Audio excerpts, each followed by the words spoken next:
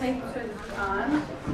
All right, well, thank you so much for having us here today. And I'm Katya Atkins, and this is my colleague, Hope Adler. We are with a company called Concepts Communications, and we're actually federal contractors for the U.S. Department of Labor.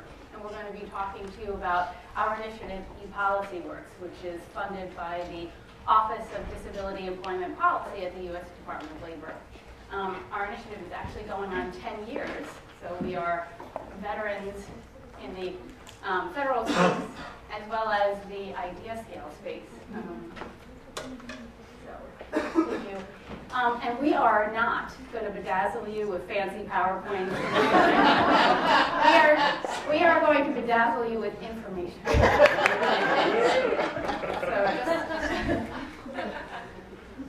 But before I start, I just wanted to mention to you and wish you all a belated NDEAM. So NDEAM is National Disability Employment Awareness Month. I'm not sure if you're aware of that.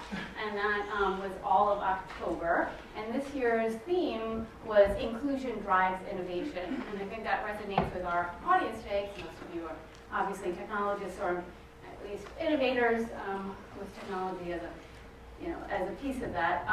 But many of you may be aware, but a lot of technologies and technologies we use today were developed either for or by people with disabilities, including the first email system and text messaging. And so for us, inclusion really truly does drive innovation, and it is why we use IdeaScale for policymaking purposes. So Hope and I are going to tag team today, and we're going to live demo our most recent dialogue, which was on autonomous vehicles, another topic I'm sure many of you are very interested in. But let me just tell you quickly, I mentioned ODEP. So ODEP is a cabinet-level agency of the Department of Labor, and it's the only non-regulatory agency in the federal government that oversees policy on disability employment. And it really is, its mission is to influence and inform policy in an effort to increase the number and quality of opportunities, employment opportunities for people with disabilities. Oops, there we go.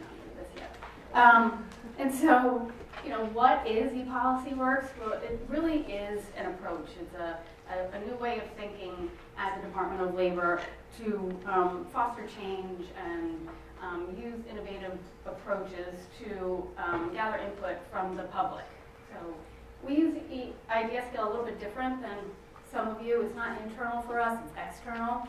We use it to gather information and input from our constituents. And it truly has become a model for policy building efforts, at least in the Department of Labor, and we've been partnering with other agencies to try to get them to use this modern way of thinking, as that is the way, of the world is moving. The commander mentioned it. Again, we are a federal agency, so you can imagine how slow things have been moving, but we have slowly chipped away at the policy-making process. But again, our main purpose for ePolicyWorks is to offer online dialogues to promote unlimited open discussions and collective brainstorming with our constituents, and really to modernize government and maximize efficiency. Oh, and I should just quickly explain why we call them online dialogues. So you're going to hear Hope and I say online dialogues. You're not going to hear us say campaigns and say topics. We've taken liberty of changing up some of the terminology that IdeaScale uses in order to get adoption in the federal government. Crowdsourcing, as you can imagine, in 2013 when we hosted our first dialogue, was just a foreign term. It was not, anything with crowds, it just did not go well. So dialoguing did, though, and online was also something that they were moving towards. So it is crowdsourcing, but we say online dialogue. So moving right along. Again, as I mentioned, we're really trying to change the way the federal government is doing business, at least at the U.S. Department of Labor through the Office of Disability Employment Policy. And so typically with the government, you get a lot of information being pushed out at you, rather than it being interactive. And we're moving in that direction slowly and surely. And some agencies definitely are leading the charge there. The Department of Labor maybe a little bit on the slower side, but not where we are in ODEP. And with ODEP in particular, there's a saying in the disability community, nothing about us without us. So I think getting in touch with constituency is very important for ODEP. And in the past, they've done these listening sessions where they traveled across the country. They did like 4 or 5 cities, and they held listening sessions. But you needed to be able to physically get there. You needed to wait in line to speak. There was no commenting back and forth. You stood up, you made your point, and then you sat down. And think about the disability community. You actually physically had to make your way there. You needed transportation. You needed to be able to stand up and speak. And so it was very expensive, and it reached very few people. So that's kind of where crowdsourcing started to be looked at as an alternative. And, we keep saying we want input from, our stakeholders, and that's the purpose of ePolicyWorks. But we want informed input. So I don't know how to put this nicely, but we don't want input from everyone. We really want input from those that are educated and informed on the issues. And that's what we call BORPSAT, which, is the federal government. So we have to have acronyms. And this one's a little bit strange, but it's really a bunch of the right people sitting around the table. But with ePolicyWorks, it's a bunch of the right people sitting around the virtual table. And as Paul mentioned, comparing it to listening sessions, that 4-city stint cost the Department of Labor over $1 million to do. And in one dialogue, we were able to hit all 50 states, have close to 4,000 participants, and it cost, very little comparatively. And so, that virtual table is much bigger. It's less reliant on logistics. It's more accessible, especially for people with disabilities, and it's much less expensive, available all day, every day, and we get better data. And look at this fancy graphic.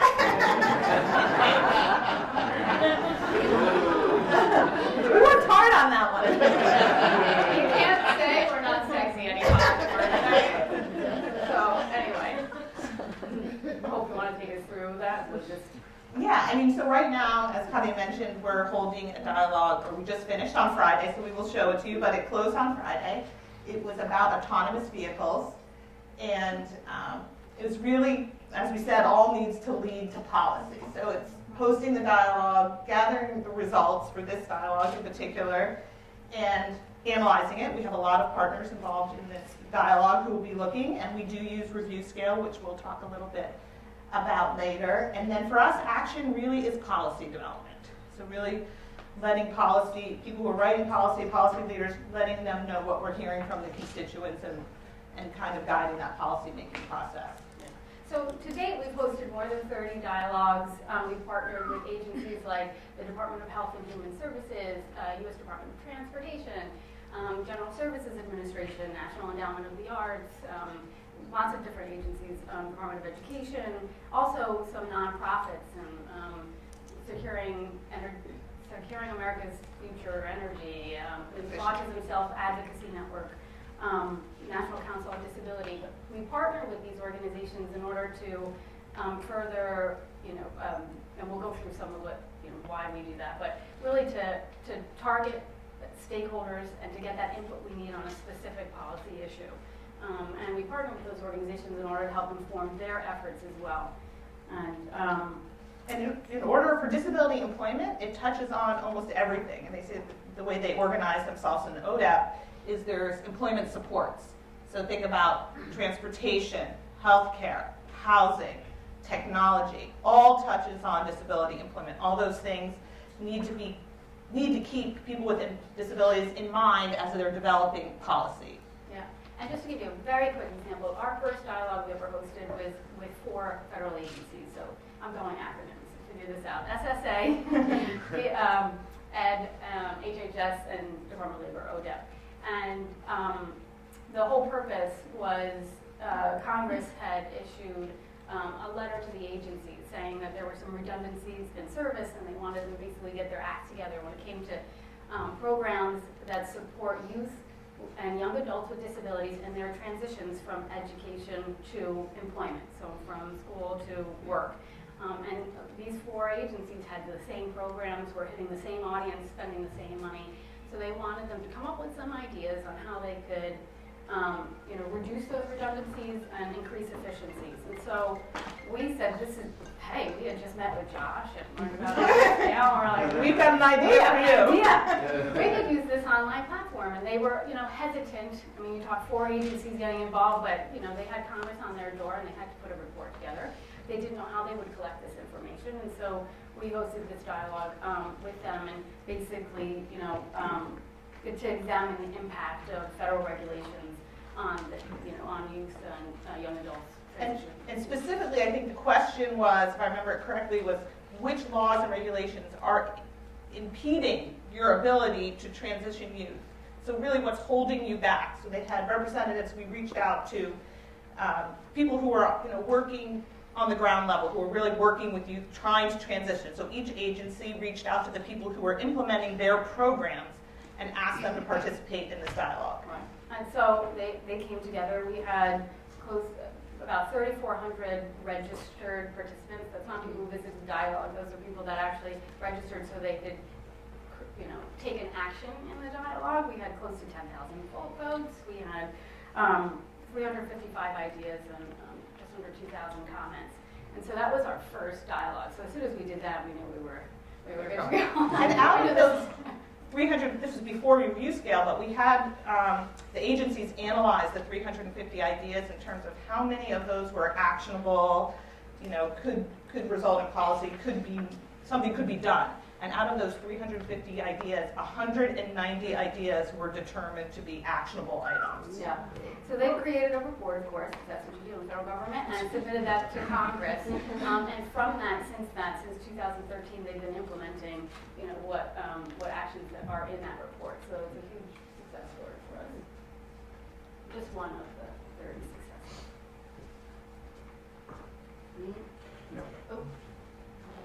So now we're going to take you through our 6 simple steps to hosting an IdeaScale dialogue. Do you want me to bring it up? Yeah. Yes. Okay. So we mentioned we're going to use our autonomous vehicle dialogue as just a case study to show you. And so we've grown and expanded as IdeaScale has. So every iteration they have and we try to update our dialogues and also our steps. So basically every time we learn a lesson from a dialogue, and we learn them every time we host one, we update our steps a bit. But you want to take us through this one? Yeah, fix your slides. Yeah. Yeah, just so I can see those. Yeah. Okay. So this is, as we said, our latest dialogue is now closed. The first thing we did when we looked at this, it was kind of the AV world, autonomous vehicles has been kind of mulling around clearly. The federal governments and the state governments, kind of what do we do? And there's already started to be some action policy, but really at the beginning of the process.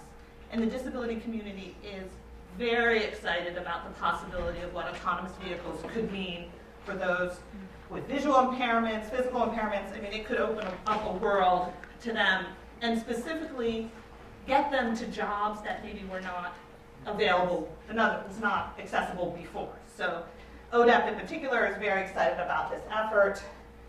The first thing they did was talk about, who can we partner with and what do we want to know and what can we do to help guide this policy really at the beginning of the process. So they partnered with a nonprofit called SAFE, Securing America's Future Energy.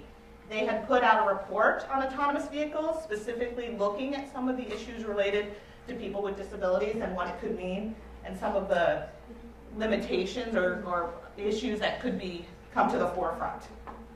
So we worked with them to come up with a question. We actually have created a Google form that we use. So when we partner with different agencies, they all get this Google form, and it helps provide a lot of the copy that then ends up on the dialogue. So it's been great, this new Google form, because that's something that's kind of evolved over time. I can give them word counts, character counts. I can tell them, exactly where it will go in the dialogue, so we can actually pull from different agencies. Did I touch something? Okay. So when we got together, we talked about the question, we talked about the topics we want to cover, and we talked about who do we want to participate in the dialogue. And that's a big part of also this Google form and the discussion. And for this one in particular, I really am interested in because we're not only reaching out to the disability community, which through ODEP we do have a lot of outreach to the disability community, but we were also interested in service providers, the Ubers, the Lyfts, the auto manufacturers, the engineers that are in the beginning of the process, universities who are developing the technology. So in this dialogue, we've had, I don't know if you wrote it down, but we've had Daimler-Benz, Audi, Uber, Department of Transportation on the state level. We've had a lot of state Department of Transportations, universities, Georgia Tech. So we've had a huge community here, which is what we wanted.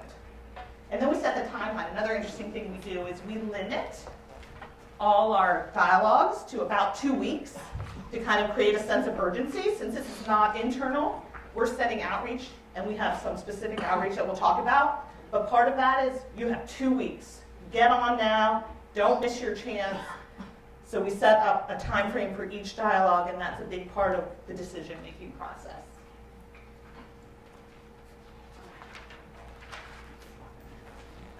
So another big step for us, and this has taken some time and energy, and you see legal at the bottom, a lot of that also. But is identifying your team roles, and these are just roles. That doesn't mean there are 12 people on a dialogue team. It's usually 3 or 4 people, and they have different roles. But it's very important for us to clarify, what it is you do for the dialogue and who you are and what role that is. And it's, your moderators, and we're going to take you through, we've really, I think, perfected our moderator participation in the dialogues and the structure around that. But facilitators who are really just internal, external experts and stakeholders that add to the conversation in the dialogues. Technical assistance, we add another layer of TA to all of our dialogues in addition to IdeaScale help. Just because a lot of the people that we're dealing with, especially in the disability community, may have issues related to assistive technology that we're a little bit more familiar with, and so we add another level there. Outreach, data analysis, reporting, and legal. And for the legal, we actually sat with the solicitor's office for days and came out with a disclaimer and also some participation guidelines and a statement that's on all of our dialogues. And actually we've shared with many agencies very interested in that. And then our third step is to develop structure and materials. This is obviously a very important step. But we have a registration process, and you've heard us talk about that. Because we're working with external constituents, and not internal, we want to know a little bit about them. We want to collect some information about them, and we also, we have to get them to participate, right? And so that registration process is just very simple. It's just a matter of a couple of questions to help us identify them.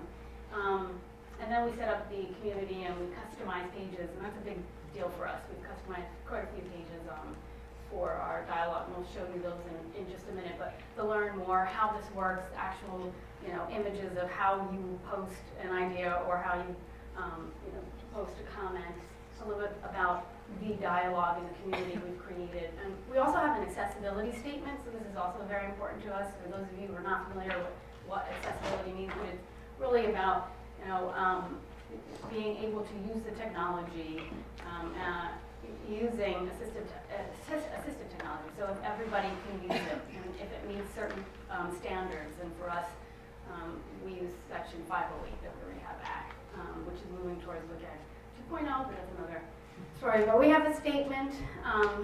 As you all know, IdeaScale is 508 compliant out of the box, but we are the Office of Disability Employment Policy. That's who we represent, and it's about usability for that office. So what we do, and IdeaScale has been really great in working with us, is when we have usability issues that are not compliance issues, how can we improve the platform a little bit to address those concerns. And our accessibility statement calls out some of them that we've heard over time, and just so that people are aware that we know we have heard them and that we're working with IdeaScale to improve them. And we do a lot of outreach, and we'll get into that, but for every dialogue, we have a whole suite of materials that we develop that are all about promotions, and we also do create outreach lists that we get from our hosts. We do our own research, but it's all about engagement with these things. And also, I just forgot to mention, a lot of times we also hit the same community or the same individuals for different communities. So, you know, it's about making sure that message is clear so they do feel like they are participating in something different.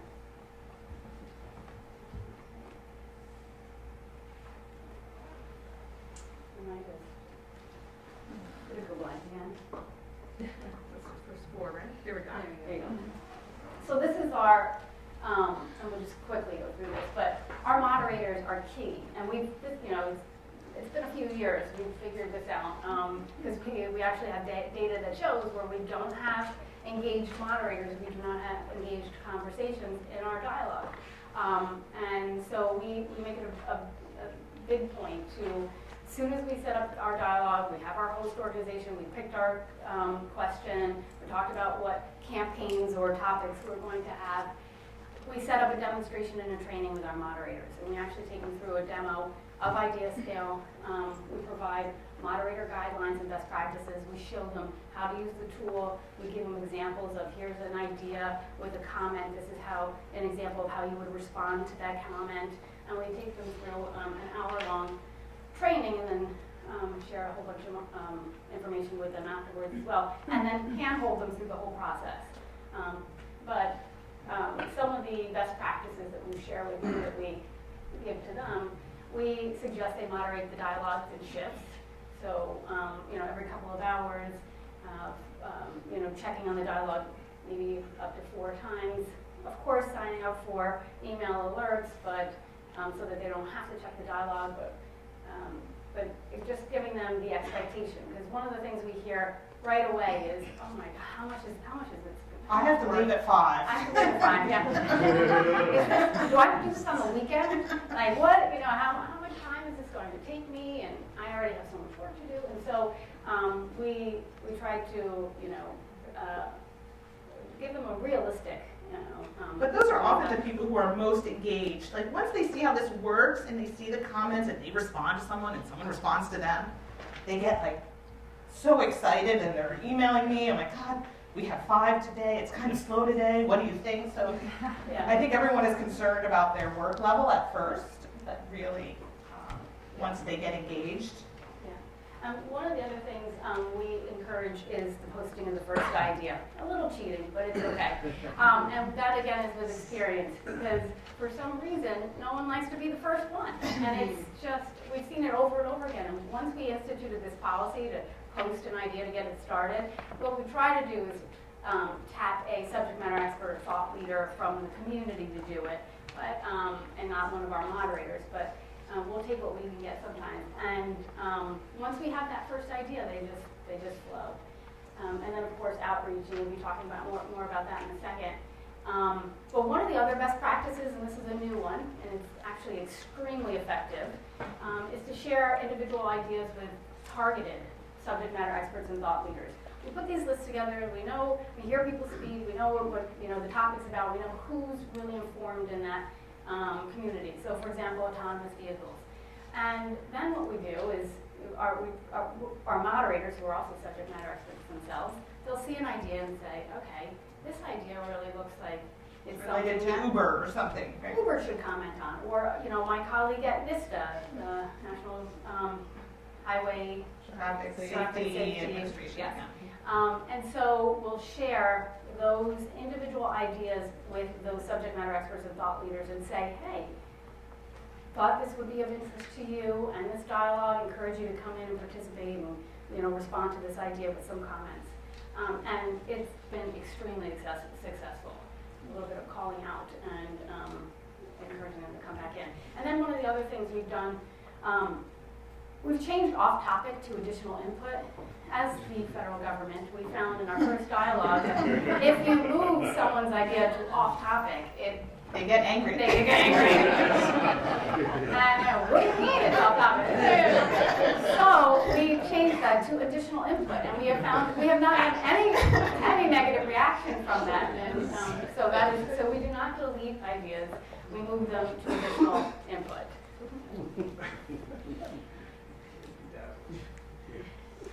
Okay, this is hope. You want Yes, to outreach. And since we are not, like the last three presentations, we are not an internal community. We've collected a lot of emails over the 8 years we've been doing this, but all our dialogues rely on us putting together outreach lists and convincing people who may not even know who we are to come to our dialogue and participate.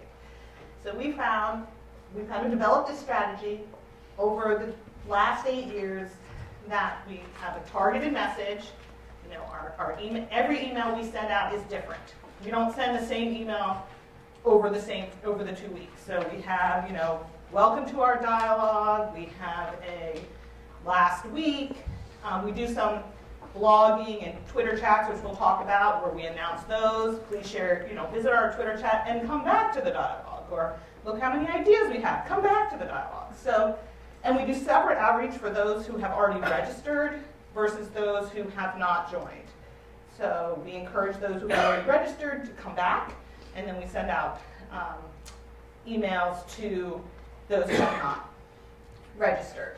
We work with our partners and stakeholders to spread the word, you know, newsletters, e-alerts. We try to, you know, amplify the message. We do a lot of social media and viral marketing. We have our own Twitter account, but we do a lot of direct tweeting, asking others that we know have a large audience, especially in whatever topic we're interested in, to tweet for us. And again, we do blog posts for our dialogue, so we'll have somebody who usually has a personal story related to the topic. So for AV, we did a blog by someone who works at ODEP who's visually impaired, and another from a woman in a wheelchair, and then we posted, you know, spread that blog out with a link back to the dialogue, and we held a Twitter chat. We've been holding them. That's kind of been a very successful technique, so we've been kind of doing these for each of our dialogues. We'll do a Twitter chat in the middle of the dialogue. That's kind of, our community is the disability community, so we usually talking not necessarily to subject matter experts, we try to bring them in, but more to the community who's affected, and then we use that information to feed back to the dialogue. Yeah. And the Twitter chats have been extremely successful for us. So what it does is it just brings more attention to what we're doing, and gets more followers, and gets people starting in a conversation where they just get started for an hour, and then we're like, hey, come back here, and you can finish that conversation, and you can add more to it. And it's a new concept for the Department of Labor, but seems to be going pretty well.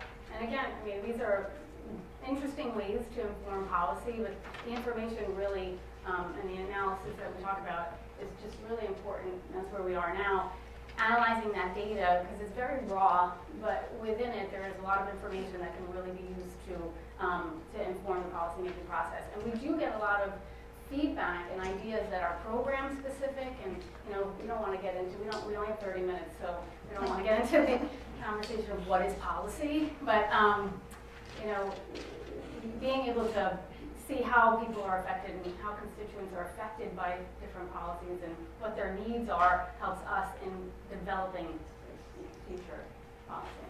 And I know we're limited on time, so I'll wrap up as quickly as I can, but we do provide everyone who participates in the dialogue, as well as our hosts, just a report on the metrics. So we use Google Analytics, we use the information on the new dashboard, and information that we get from IdeaScale. We kind of just do a metrics report, like kind of this is where they came from the 50 states, who it was, and then we do a separate analysis of the actual ideas using Review Scale.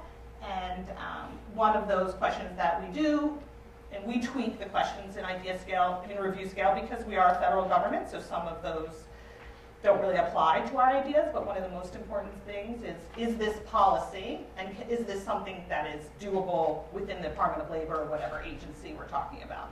So our final analysis of ideas is really that. Is this something that can be implemented in policy? and then take action and respond. What we found with our community is we need to share that with them. No one likes to give ideas and it goes into a vacuum and nothing happens to it. So we try to make it a point to share our summary report and then any real actionable, result from the dialogue with the participants. And that's how we get continued engagement, because they see that what they've actually done has resulted in something. Again, it is the federal government. Sometimes those policy actions take some time, but you get an email 4 years later, and hey, something happened. And they're like, oh, this is amazing. Should we just?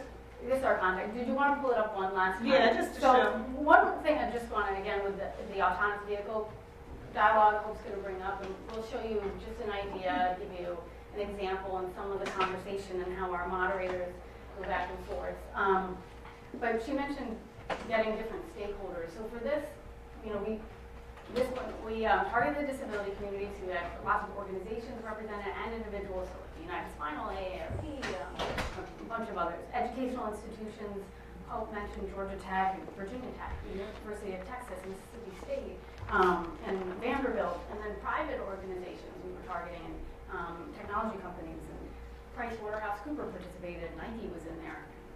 Audi, Daimler, Uber, and then we had our state departments of transportation, as you mentioned, and policymakers from the federal, state, and local level. So we had DOT that actually participated in the dialogue, New York State government, Kansas City government, just to give you an example of the breadth of participants. And now this is closed, so it looks a little bit different, but our buttons usually are view ideas and submit ideas. With our community, since they are external, it needs to be as simple and easy as possible to leave an idea. If they have to look around and they don't know where to go, we lose them. So we have a submit idea, view idea buttons right in the beginning. But then we have our two, what we call topics, 2 campaigns. You can see we had 24 ideas in accessibility of autonomous vehicles, and then 18 ideas in the government's role. Click on that. Okay, so this is the government's role, and you can see here's some of the ideas we got. So just real quickly, the second idea.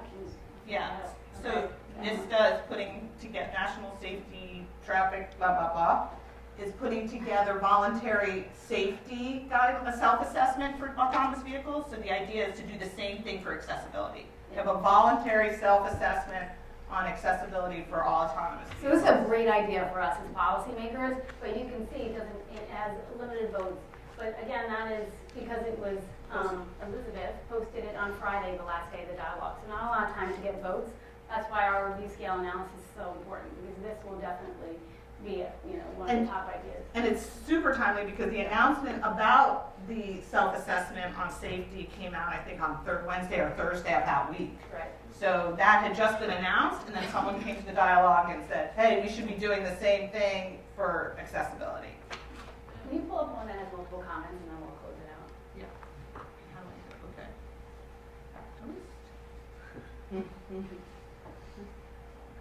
So let's see if I can find one with a bunch of comments here.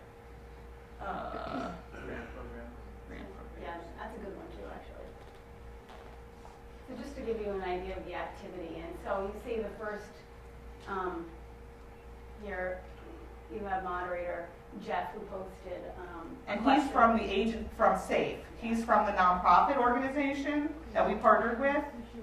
So one of the things we teach our moderators is common courtesy. Thank you for the idea is usually the first thing that they say, and then they follow up with a question of some sort to continue the conversation or get clarification.